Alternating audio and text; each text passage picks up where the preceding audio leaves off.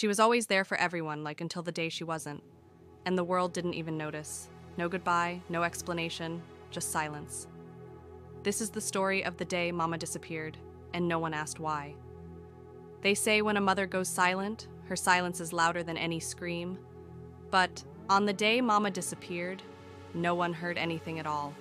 No sound, no warning, no goodbye. And the strangest thing was, no one asked why. Before we start, I need you to pay close attention, because the story you're about to hear is one that most people never notice. It's a story hidden in plain sight, a story about love, sacrifice, and the invisible pain that can tear a family apart.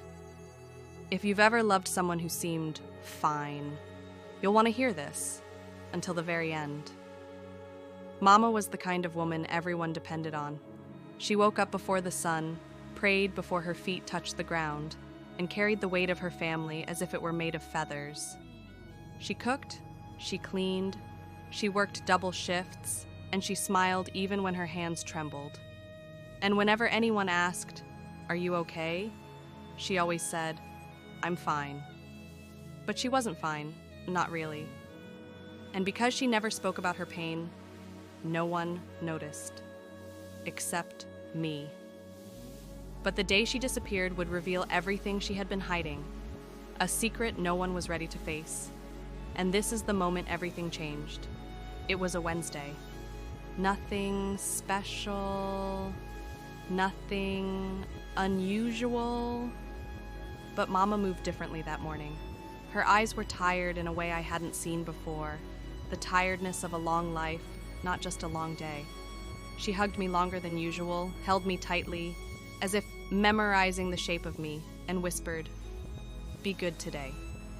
Not, "Have a good day," not, "I'll see you later." Just, "Be good." Looking back, I should have known, but I didn't. I was too young to understand the kind of goodbyes that don't sound like goodbyes. When we came home after school, her shoes were by the door. Her bag was in the chair. Her favorite mug, half full, still warm. Everything in its place, except Mama. The house felt different, quiet, in a way I had never noticed before. Empty in a way that wrapped around my chest like a fist. I asked everyone, "Where's Mama?"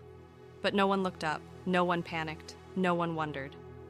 They said things like, "She probably went to work," or "She must be at the market," or "She'll be back soon." But she didn't go to work, she didn't go to the market, and she didn't come back that night, or the next night, or the one after that. Still, nobody asked why, as if mothers don't disappear, as if mothers cannot break, as if Mama was some kind of machine that needed no questions, no care, no attention. But I knew something was wrong, because Mama never left without making sure everyone else was okay. For once, she hadn't checked on anyone.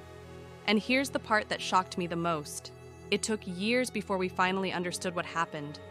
Years before someone asked the question we should have asked that very first day. Why did Mama leave? And the answer hurt more than her disappearance. We found her journal years later, hidden inside a box of winter clothes that no one touched. The pages were soft, worn, filled with her handwriting. The handwriting I had forgotten. And inside that journal was Mama's voice. A voice she never used out loud. A voice she kept only for the paper. She wrote about pain she couldn't explain, loneliness she couldn't admit, exhaustion she couldn't show, dreams she had buried, and a fear, a deep fear, that she wasn't enough. She wrote, "I give and give, yet I feel invisible. Maybe if I disappear, they will finally notice I was here." That line shattered me. Because Mama wasn't angry, she wasn't selfish, she wasn't running away. Mama was tired. Tired of carrying a world no one helped her hold. Tired of smiling so others wouldn't worry. Tired of pretending she was strong, all the time. She didn't leave us. She walked away from a life that never saw her. Here's a question for you. Have you ever watched someone give everything only to be invisible? That's what Mama endured every single day. And now, after all these years, we finally see it. On the last page of her journal, there was a note, one she had written for me. My child, if you ever read this, remember this truth. Even strong people need to rest. Even the ones who carry others need someone to carry them. I held that page for a long time, long enough to understand that Mama didn't disappear because she stopped loving us. She disappeared because she never learned how to love herself. Because nobody taught her she was allowed to stop, allowed to ask for help, allowed to be human. So now, whenever I think of Mama, I don't think of the day she vanished. I think of everything she endured before that day.